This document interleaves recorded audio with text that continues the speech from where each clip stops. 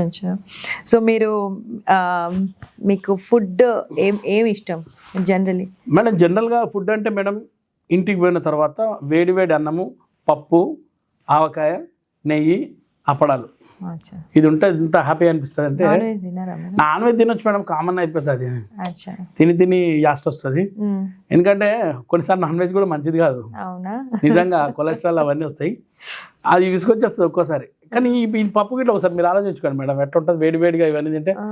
ఒక్కోసారి మీరు ఇండియాకి వచ్చినాక మామిడికాయ పప్పు ఉంటుంది మేడం, అన్నం ఉంటుంది, అది తినాలంటే ఎంత బాగా అనిపిస్తుంది. మా యుఎస్ లో దొరికినాయి అవన్నీ మీకు?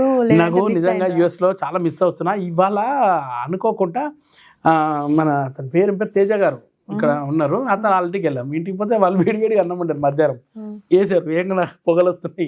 అవి అన్న నేను చూసుకున్నాం, ఎంత బాగా అనిపిస్తుంది.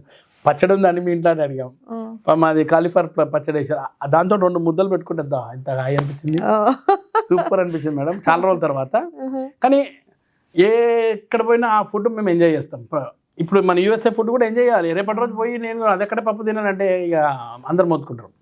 సో ఇక్కడ ఉన్న పిజ్జాలు తింటున్నాం, చీపోట్లే అదే. మీకు నచ్చిన మా యుఎస్ ఐటమ్ ఏంటి?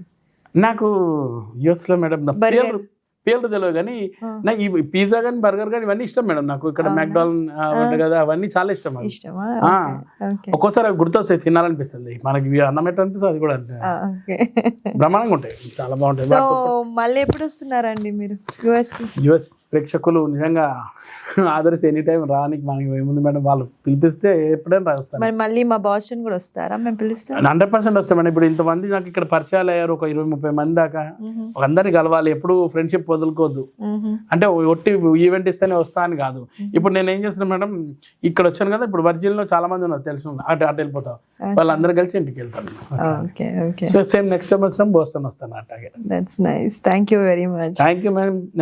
ఇంత మంచి చిట్చాట్ చేసినందుకు, యూఎస్ఏలో ఇది టెలికాస్ట్ అవుతున్నందుకు నాకు చాలా సంతోషంగా ఉంది.